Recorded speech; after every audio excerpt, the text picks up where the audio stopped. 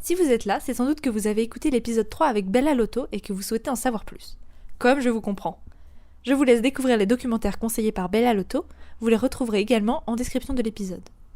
Évidemment, je vous incite à aller voir ces documentaires uniquement s'ils sont disponibles de façon légale et respectant les droits d'auteur de ces documentaristes. Le plus simple est encore de vous renseigner sur la prochaine projection débat de Point de Mire pour aller les voir en direct.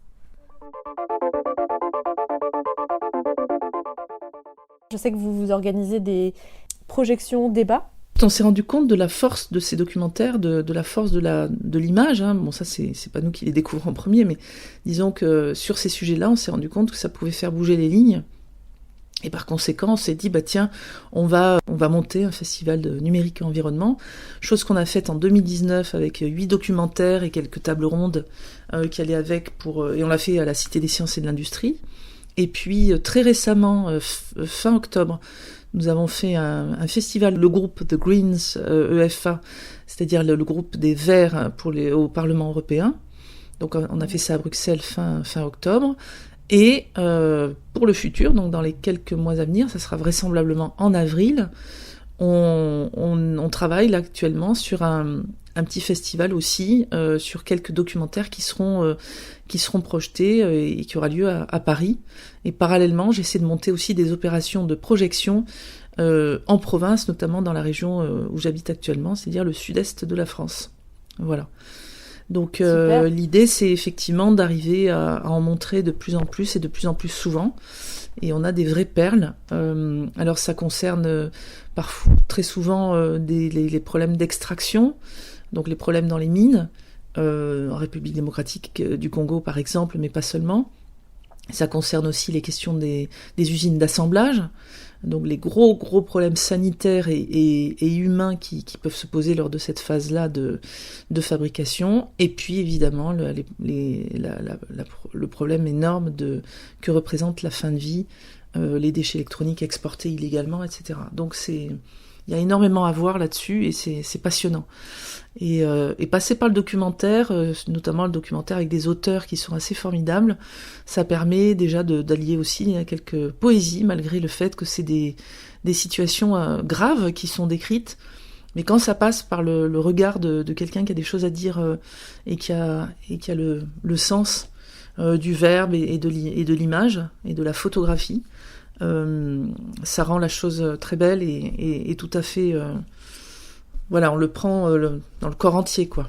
On arrive à débusquer des documentaires qui sont vraiment super et on était fiers de les montrer en premier en France, par exemple, des choses comme ça.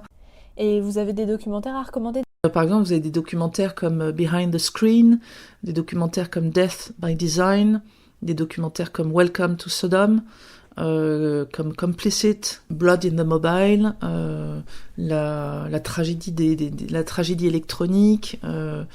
Voilà, ça fait un certain nombre que je viens de citer. Alors certains sont distribués, certains sont en DVD, mais il y en a peu qui sont finalement que l'on peut voir comme ça. Alors vous avez Internet, la pollution cachée, qui est justement sur une plateforme qui respecte les droits, donc c'est pour ça que je peux le citer aussi, qui est un film qui rend vraiment très visible l'immatériel, qui est extrêmement pédagogique, qui est par contre un petit peu...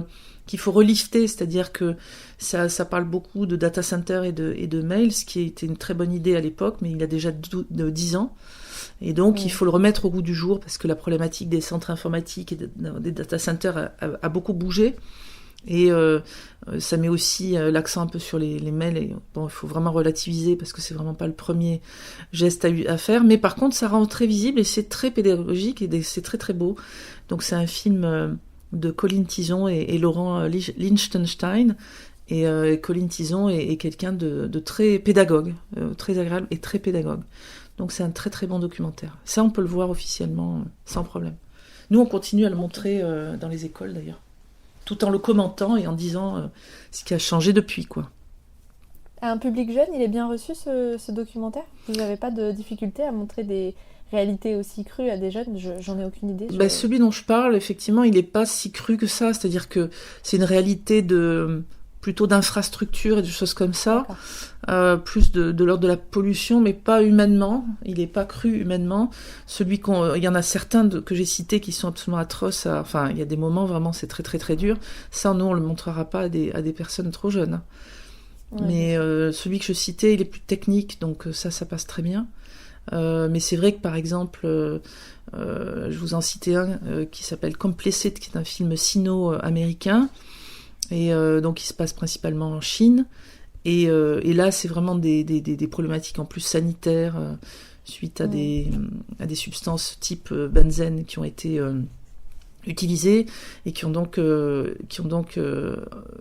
causé des cas de leucémie graves, etc., avec des morts à la fin. Hein. Et puis il y a la problématique des suicides aussi qui ont eu lieu chez Foxconn. Enfin bref, tout ça, c'est un film qui est très très difficile. Ça, c'est quelque chose qu'on ne pourrait pas montrer à des jeunes.